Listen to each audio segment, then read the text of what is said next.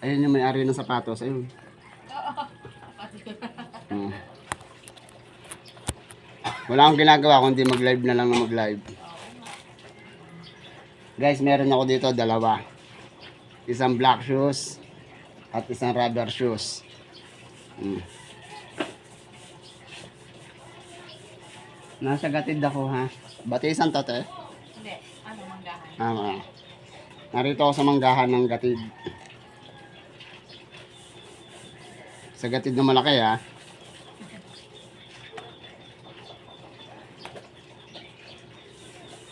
Walang tumatangkilik ng aking mga upload ah.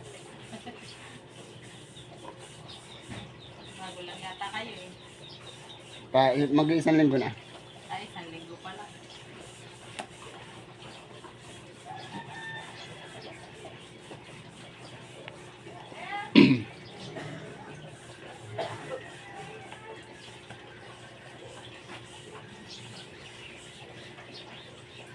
Sa YouTube kasi ito eh. Sa YouTube, Facebook. Meron din sa Facebook, meron din sa YouTube.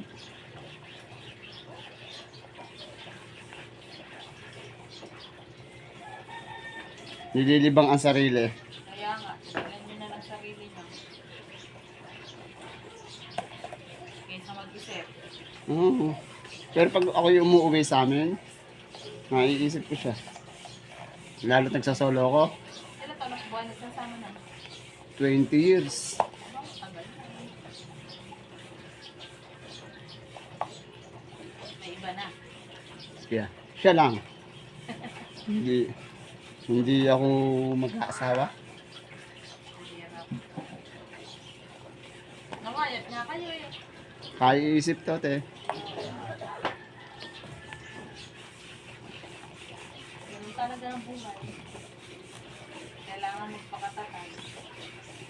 Lahat ng nagpapayo sa akin ang gusto, magpakatatag ako. Kailangan. Kasi may anak kayo. Mm. Pero kung bawat sulok ng bahay ko, nakikita ko siya, Wala din. parang nahihirapan din ako. Ilang taon na po ba anak mo? Yung bunso ko ay 3 taon. Bata pa. Sunod 12. Yung lalaki ko si Samuel. Yung lalaki nasa akin. Si Samuel yun na andyan. Gusto ang dala. Mm.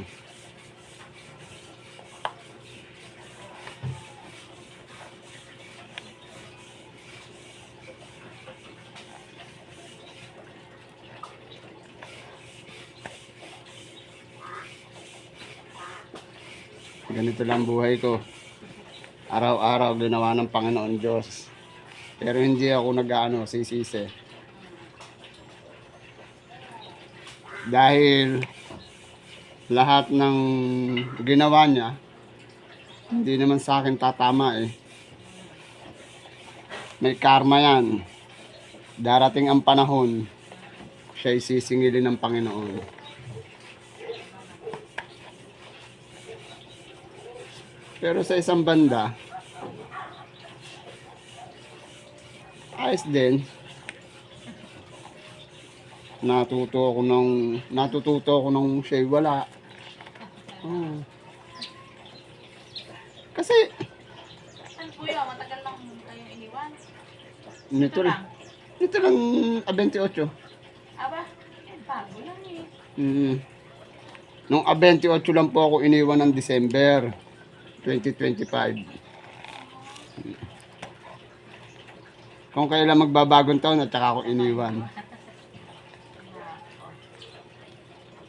Napakasakit, di ba?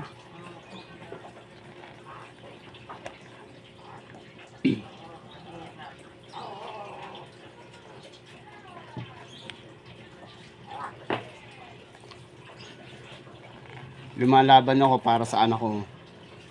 Wala na kayong nagawa. Ha? Wala na kayong nagawa. Wala na. Hindi nyo na napigilan. Hindi ko nga alam na umalis siya.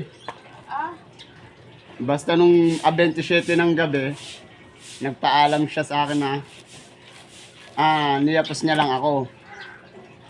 Pagkayapos sa akin, hinalikan niya ako, sunod niyakap ako ng mahigpit. hinimas ang likod ko. Hindi kayo nagtataka, bakit? Hindi. Basta ang sabi niya sa akin, ingatan mo naman sarili mo. Pagkatapos yung anak niya, niyakap niya rin, hinalikan. Yun ang sinabi sa akin. At sinabi rin sa kanyang anak. Kaya yung anak niya nagtatampo sa kanya. Alam niyo ang sabi ng anak niya sa kanya? Pangalawang beses niyo nang ginawa pa, mama, sa papa ko yan. Pero pinatawad kayo nung una. Ngayon ginawa niyo uli. Paano pa kayo mapapatawad?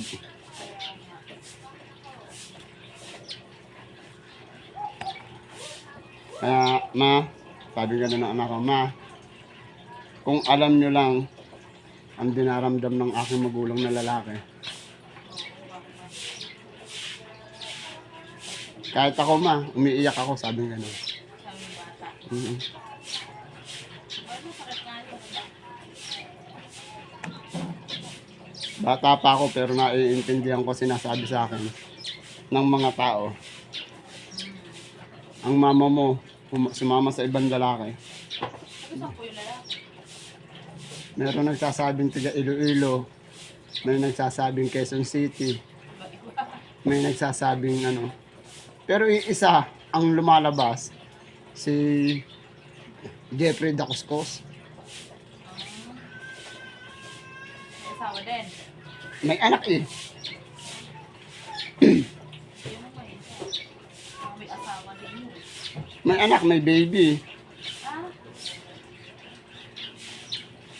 Hindi ko nga alam kung taga saan mismo yun eh. Pero pinahulaan ko, narito lang daw sila. nandito lang. Nandito sa Laguna. Hindi ko lang alam, basta dito lang daw. Galing ako kasi nang nagkarlang.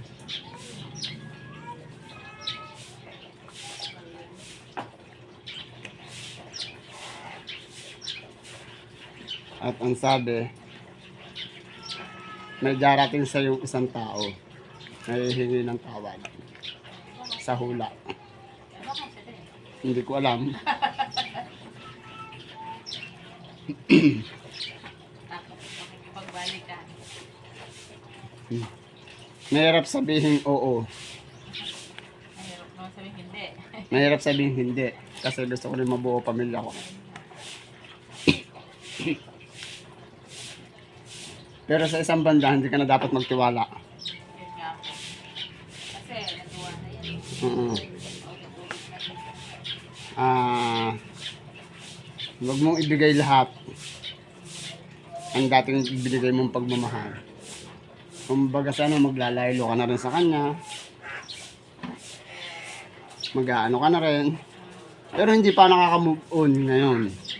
Eh kasi bago lang eh. Oh. Hindi pa kaya. Ilang araw lang eh. 28 lang, ano lang pwede siya. O, ilang linggo lang. Ganun din ako nun, kuya. Pero hindi naman nagwala. Ako gusto ko mag-iwalay. Kaso pinigilan niya ako. Hindi ko kaya ba? Hindi niya na napigilan.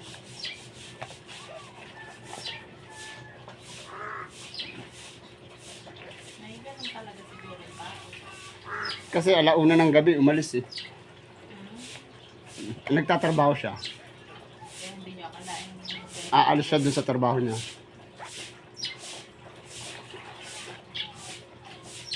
Eh sabi niyo nga, nagtatrabaho yun ay kay Carolina. Hindi ko akalain. Ang dahilan, ba't magkaganon siya? Baka yung binubugbog niya, kuya. Ultimo nga sampal eh. Hindi niya Hindi ko nasasaktan yun eh. Di sa umaga, sasabihin ko sa kanya, kumain ka na, luto na ako. Nakaluto na ako. Yun naman pala. Sasabihin ko, kumpleto ka na dyan, aalis na ako, magtatrabaho na ako. Araw-araw, binibigyan ko siya 1,000. Yun naman pala. Eh, bakit? Alis pa. Wala tayong magagawa.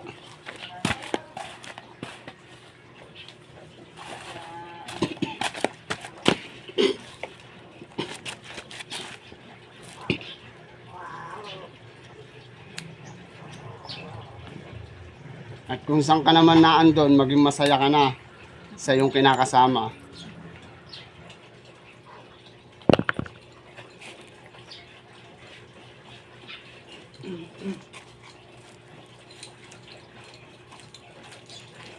Hindi, pero gusto siya. Nakita ko. Bakit? Tatay kayo?